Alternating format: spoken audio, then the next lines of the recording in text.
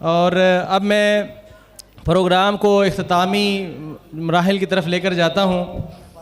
میری گزارش ہے کہ آپ بھائی ساتھی تشریف رکھیں, بس شیخ کے لیے دعا فرمائیں. اللہ تعالیٰ شیخ جواد احد صاحب کی علم میں عمر میں برکت عطا فرمائے اور اللہ پاک ان سے دین کا بہت زیادہ کام لے. تشریف رکھیں, تشریف رکھیں, تشریف رکھیں. اب ہماری محفل کے روح رواں جن بچوں کے لیے یہ محفل سجائی گئی ہے, توجہ میری طرف بھی کریں بھائی جان, میں بول رہا ہوں, جن بچوں کے لیے یہ محفل سجائی گئی ہے, یہ 10 بچے اللہ کے فضل و کرم سے جنہوں نے دن رات کی محنتوں سے قرآن کو اپنے سینوں میں سمویا ہے. یہ اللہ کی قسم, یہ بیان سے باہر ہیں وہ باتیں. کتنی محنت لگتی ہے, کتنی مشقت لگتی ہے. ایک حافظ قرآن ہونے کے لیے تو خیر ہم ان بچوں کی حوصلہ افزائی کے لیے حاضر ہوئے ہیں, تو سب بھائیوں سے میری گزارش ہے کہ ان بچوں کو حوصلہ افزائی کریں اور بھرپور طریقے سے محبت سے ان کی تلاوت کلام پاک کو سماعت کریں.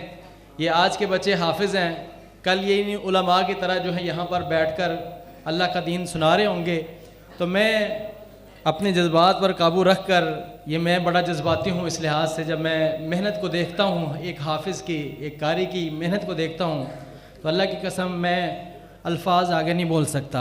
پچھلی بار میں ایک درس میں حاضر ہوا تھا تو وہاں میں کافی دیر تک اگلا لفظ ہی نہیں بول سکا, ان الحمدللہ نہیں کہہ سکا. تو خیر بڑی محنت لگتی ہے, اللہ پاک کی جزائیں دے گا ان بچوں کو اور ان کے ماں باپ کو. تو میں تلاوت کلام پاک کے لیے دعوت دیتا ہوں حافظ اسد اللہ شاہد بیٹے کو کہ وہ آئیں اور اپنا آخری سبق سنائیں. حافظ شاہد اللہ اسد, حافظ اسد اللہ شاہد. اعوذ باللہ من الشیطان الرجیم.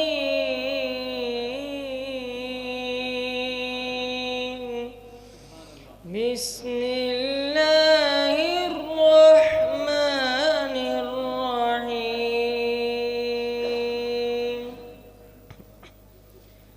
لا يكلف الله نفسا إلا وسعها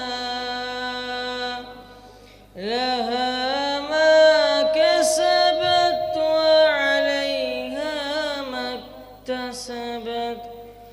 ربنا لا تؤاخذنا إن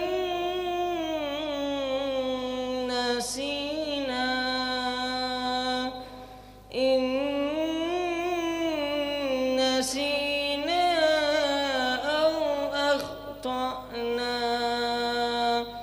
ربنا ولا تحمل علينا إصرا كما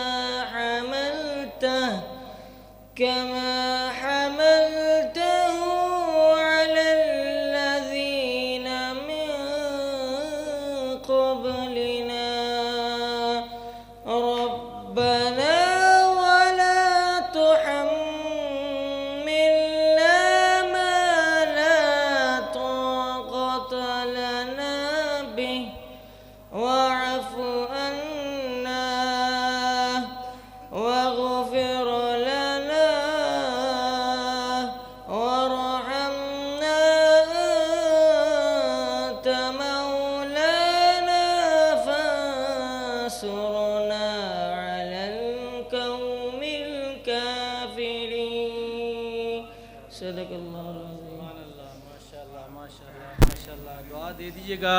دعا کے میں بخل نہیں کرنا, اللہ تعالیٰ ان بچوں کو دین کا خادم بنائے. اب میں تلاوت کلام پاک کے لیے دعوت دیتا ہوں حافظ طارق بن اشرف بیٹے کو کہ وہ آئیں اور اپنا آخری سبق سنائیں. یہ بھائی یہ ایک آیت جو بچہ پڑھ رہا ہے نا, اس کو پڑھنے کے لیے پتہ نہیں 20 مرتبہ پڑھنے کے بعد جب استاذ کے پاس جاتا ہے اور استاذ سنتا ہے, وہ کہتا ہے ابھی نہیں ٹھیک, دوبارہ اور یاد کر کے آؤ. وہ پھر جاتا ہے، وہ پھر یاد کرتا ہے، پھر یاد کرتا ہے، پھر یاد کرتا ہے، پھر یاد کرتا ہے، اس کو سنا، اس کو سنا، سنانے کے بعد پھر استاد کے پاس آتا ہے۔ اللہ استادوں کو بھی جزائے خیر دے، وہ کہتا ہے ابھی نہیں مزہ آیا بیٹا، اور یاد کر۔ اور پھر یاد کرنے کے بعد عصر کے وقت پھر وہ سبق بھول جاتا ہے، اگلے دن وہ پھر سر مارتا ہے، پھر سر مارتا ہے، سبکی میں اس پارا سبق پھر سنانا ہوتا ہے، سبق آخری 2 3 5 کچے ہو جاتے ہیں، اس میں آ کے دل کانپ رہا ہوتا ہے، پھپھری کانپ رہی ہوتی ہے، استاد جو ہے نا اس کے ساتھ پینٹی بھی لگ جانی ہے، یہ راتوں کے اٹھنے ہے، یہ بڑی ایک بات ہے۔ اللہ اس کی جب جزا دے گا نا، اس کے ماں باپ کو اتنی جزا دے گا کہ رسول اللہ صلی اللہ علیہ وسلم نے فرمایا ہے کہ اس کے ماں باپ کے سروں کے اوپر اللہ جو تاج پہنائے گا نا، اس کی روشنی اتنی زیادہ اور خوبصورت ہوگی کہ وہ سورج اور چاند کی روشنی سے بھی زیادہ ہوگی۔ تو اس بچے کو اللہ نے کیا دینا ہے، کیا بات ہے۔ تشریف لاتے ہیں حافظ طارق بن اشرف۔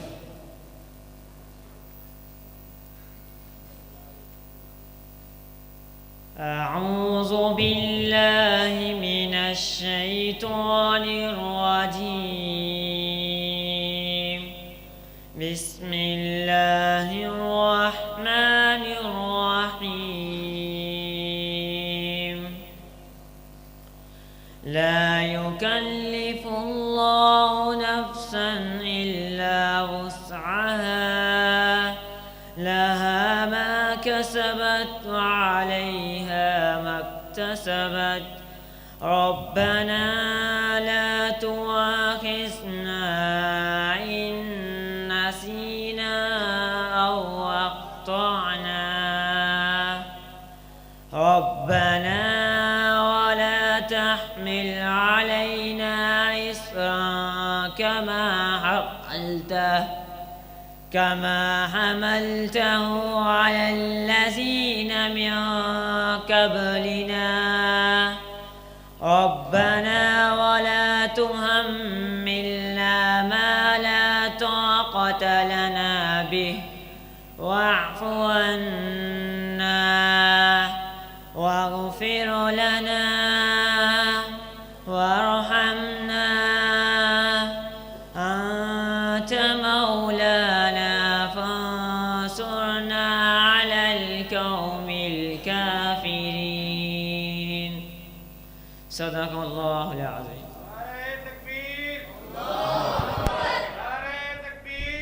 ماشاء اللہ ماشاء اللہ ماشاء اللہ ماشاء اللہ ماشاء اللہ۔ انشاءاللہ تمام تھکاوٹیں دور ہو جائیں گی۔ اللہ تعالیٰ ہمارے استادوں کی، شیخ صاحب کی، قاری اکبر اسد صاحب، ان کی عمر میں، علم میں، عمل میں برکت عطا فرمائے۔ آج انشاءاللہ ہم نے خصوصی طور پر استاد جی سے قرآن سننا ہے۔ قرآن استاد جی سے گزارش ہے کہ ہمیں آج آپ نے قرآن سنانا ہے، ساری تھکاوٹیں دور ہو جائیں۔ انشاءاللہ حافظ کا مقام، نبی پاک کا مقام انشاءاللہ بیان ہوگا۔ اب میں شیخ صاحب کا تعارف انشاءاللہ ان کے خطاب سے پہلے بھی عرض کریں گے۔ آگے اگلے حافظ بیٹے کو میں دعوت دیتا ہوں، حافظ محسن بن اشرف۔ لگتے ہیں دونوں بھائی ہیں، کیا بات ہے۔ اللہ پاک اس کے ماں باپ کو اس کے رتبے بلند فرمائے۔ اعوذ باللہ من الشیطان الرجیم، بسم اللہ الرحمن الرحیم۔ لا يكلف الله نفسا إلا وسعها، لها ما كسبت وعليها ما اكتسبت، ربنا لا تؤاخذنا إن نسينا أو أخطأنا، ربنا ولا تحمل علينا إصرا كما حملته على الذين من قبلنا، ربنا ولا تحملنا ما لا طاقة لنا به، واعف عنا واغفر لنا وارحمنا، أنت مولانا فانصرنا على القوم الكافرين۔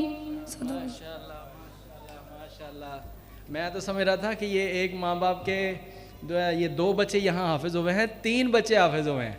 اگلا جس بچے کو میں بلانے لگا ہوں وہ اسی ماں باپ کا بیٹا ہے۔ ماشاء اللہ، اللہ اللہ۔ اللہ پاک ان بچوں کو دین کا خادم بنائے. اس کے ماں باپ کو وہ تاج تیرے تیرے دورے دورے نہیں تیرے تیرے اللہ نے ان کو تاج پہنانے ہیں انشاءاللہ. اللہ پاک ان بچوں کو ہم سب کو باعمل بھی بنائے قرآن کو سمجھ کر.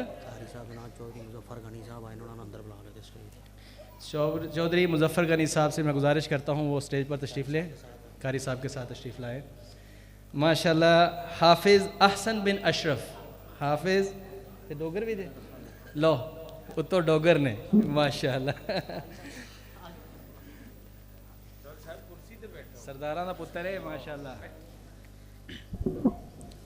اعوذ باللہ من الشیطان الرجیم بسم اللہ الرحمن الرحیم لا يكلف الله نفسا إلا وسعها لها ما كسبت وعليها ما اكتسبت ربنا لا تؤاخذنا إن نسينا أو أخطأنا ربنا ولا تحمل علينا إصرا كما حملته على الذين من قبلنا ربنا ولا تحملنا ما لا طاقة لنا به واعف عنا واغفر لنا وارحمنا أنت مولانا فانصرنا على القوم الكافرين صدق اللہ العظیم. جی اگلے حافظ صاحب تشریف لاتے ہیں, حافظ حمزہ بن شفیق. حافظ کی زندگی میں نا دو سب سے بڑی خوشیاں آتی ہیں, ایک اس کی شادی کا دن ہر بندے کا آتا ہے, لیکن جس دن اس کا حفظ ہوتا ہے نا اتنی زیادہ خوشی ہوتی ہے کہ بیان سے باہر وہ وہی جانتا ہے جو حفظ کرتا ہے. حافظ حمزہ بن شفیق. اعوذ باللہ من الشیطان الرجیم بسم اللہ الرحمن الرحیم لا يكلف الله نفسا إلا وسعها لها ما كسبت وعليها ما اكتسبت ربنا لا تؤاخذنا إن نسينا أو أخطأنا ربنا ولا تحمل علينا إصرا كما حملته على الذين من قبلنا ربنا ولا تحملنا ما لا طاقة لنا به واعف عنا واغفر لنا وارحمنا أنت مولانا فانصرنا على القوم الكافرين صدق اللہ العظیم. اگلے حافظ صاحب تشریف لاتے ہیں, حافظ وسیم رفیق. حافظ وسیم رفیق.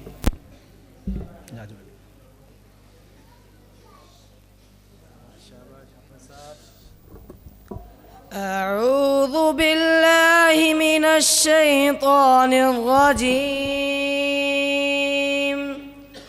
بسم اللہ الرحمن الرحیم لا يكلف الله نفسا إلا وسعها لها ما كسبت وعليها ما اكتسبت ربنا لا تؤاخذنا إن نسينا أو أخطأنا ربنا ولا تحمل علينا إصرا كما حملته على الذين من قبلنا ربنا ولا تحملنا ما لا طاقة لنا به واعف عنا واغفر لنا وارحمنا أنت مولانا فانصرنا على القوم الكافرين. ਤੁਸੀਂ ਵੀ ਆਂਦੇ ਹੋ ਕਿੰਨੇ ਕੁ ਨੇ 3 ਕੁ ਹੋ ਰਹਿ ਗਏ ਨੇ ਇੰਨੇ ਹਾਫਿਜ਼ ਹੋਏ ਨੇ ਅੱਲਾ ਦੇ ਫਜ਼ਲ ਨਾਲ ਇੱਥੇ ਤੇ ਇਹ ਤੁਹਾਡੇ ਭਾਈਆਂ ਸਾਥੀਆਂ ਦੇ ਤਾਮੁਨ ਨਾਲ ਨੇ ਇਹ ਤੇ ਮੈਂ ਅੱਗੇ ਅਰਜ਼ ਕੀਤਾ ਨਾ ਯੌਮ ਤੁਬਲ ਸਰਾਇਰ ਕਿਆਮਤ ਵਾਲੇ ਦਿਨ ਜਦੋਂ ਰਾਜ਼ ਖੁੱਲ੍ਹਣੇ ਨੇ ਨਾ ਅੱਲਾ ਪਾਕ ਨੇ ਉਦੋਂ ਜਦੋਂ ਭਾਗ ਲੈਣੇ ਨੇ ਇਹ ਉਦੋਂ ਅੱਲਾ ने इंशाल्लाह बड़े इनाम देने ने. कहने का मतलब ये है कि ये साथ सामने इसलिए भी रखा जाता है इन छोटे बच्चों के लिए हर किसी की ख्वाहिश है कि ए मंजिल मैं भी सर करनी ओ छोटा बैठा ही डेढ़ 3 4 सपारे दे हाफिज़ ये हुण बड़े चार है ना कि इत्थे असी कितों खलोना है. इन्हां बच्चों वास्ते तो तरगीब है तो तुहाडे साढ़े वड्डे भाइयों वास्ते ये वे कि नबी ये बेहतरीन बात है कि कुन आलिमन औ मुतअल्लिमन औ मुहिब्बन 3 में से एक हो जो चौथा ना बनो या तो बन जो आलिम नहीं बन सके तो फिर बन जो मुतल्लिम सीखने वाले ये भी नहीं ना हो सकता तो कम अज़ कम औ मुहिब्बन इनसे मोहब्बत करने वाले बन जाओ तावन करने वाले बन जाओ चौथे ना बने जे या आलिम बन जाओ या मुतल्लिम बन जाओ तो या इन्हां नाल मोहब्बत करने वाले बन जाओ तो चौथे ना बने जे होर ना कोई बने जे. मैं अगले हाफिज़ साहब को दावा देता हूँ हाफिज़ आज़म मुनीर बेटे को कि वो आएँ और अपना आखिरी सबक सुनाएँ.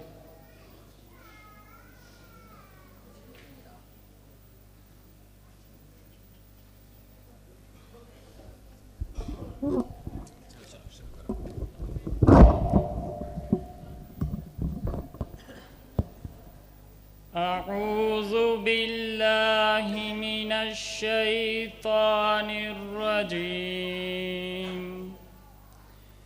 بسم الله الرحمن الرحيم لا يكلف الله نفسا إلا وسعها لها ما كسبت وعليها ما اكتسبت ربنا لا تؤاخذنا إن نسينا أو أخطأنا ربنا ولا تحمل علينا إصرا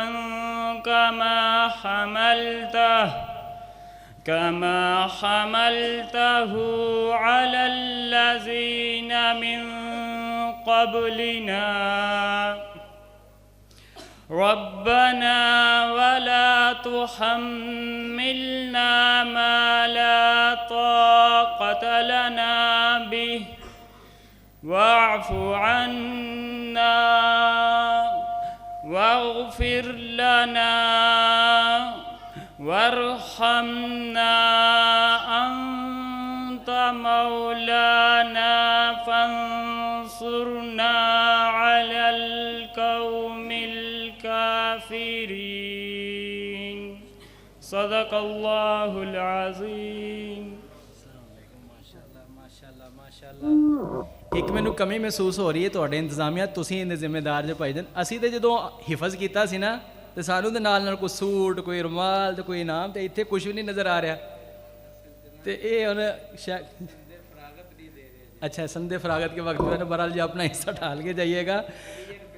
एक और मुझे कमी नज़र आ रही है मैं साथ इसको अभी पूरा करना चाह रहा हूँ. अभी भाईजान की तबीयत ख़राब थी तो पहले से नहीं हो सका तो ये जो बच्चे जो जिन्होंने सुना लिया है ये जगह दें जिन उस्तादों ने हिफ़्ज़ इनको कराया है उनका मुकाम भी बनता है कि वो यहाँ बड़ी शान से बैठे कोई थोड़ी कम है. अभी आप ये चंद तिलावतें सुन के आप कहते हैं कि बस हो जाए कि बस जो सुनना है वो आगे सुने. तो जिस उस्ताद ने सारी ज़िंदगी सर कपा के सारा कुरान हज़ारों बार सुना है इनका उसकी कितना मुकाम है. मैं इनके बच्चों के उस्तादों से गुजारिश करता हूँ कि वो आगे शेर पर तशरीफ़ ले आएँ. हाफिज़ अब्दुल गफ़ूर साहब तशरीफ़ लाते हैं. हाफिज़ अब्दुल गफ़ूर बेटा.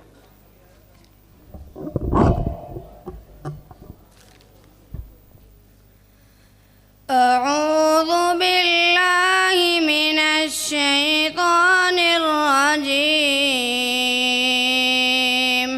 بسم الله الرحمن الرحيم لا يكلف الله نفسا إلا وسعها لها ما كسبت وعليها ما اكتسبت ربنا لا تؤاخذنا إن نسينا أو أخطأنا ربنا ولا تحمل علينا إصرا كما حملته على الذين من قبلنا ربنا ولا تحملنا ما لا طاقة لنا به واعف عنا واغفر لنا وارحمنا أنت مولانا فانصرنا على القوم الكافرين. ماشاءاللہ آج کے بزم کے 10 بچے جو ہیں جنہوں نے حفظ کیا ہے، 10ویں بچے کو میں دعوت دیتا ہوں. حافظ انس سیف اللہ قاری ایوب صاحب ان کے بچوں کے استاد ہیں، یہاں اسکول کے بھی استاد ہیں، ان سے بھی میں گزارش کرتا ہوں چیئر پر تشریف لے آئیں.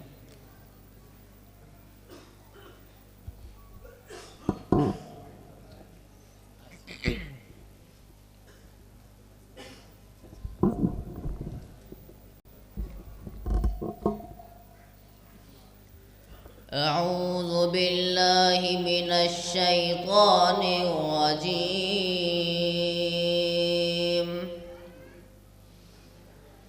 بسم الله الرحمن الرحيم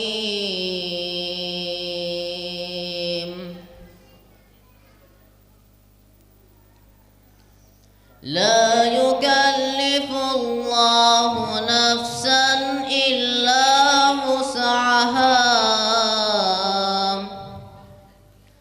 لها ما كسبت وعليها ما اكتسبت ربنا لا تؤاخذنا إن نسينا أو أخطأنا ربنا ولا تحمل علينا إصرا كما حملته على الذين من قبلنا ربنا ولا تحملنا ما لا طاقة لنا به واعف عنا واغفر لنا وارحمنا أنت مولانا فانصرنا على القوم الكافرين. صدق الله العظيم. معذرت سے میں بھول گیا تھا، ایک بچے کا نام رہ گیا تھا، حافظ عبداللہ صابر، عبداللہ بن صابر.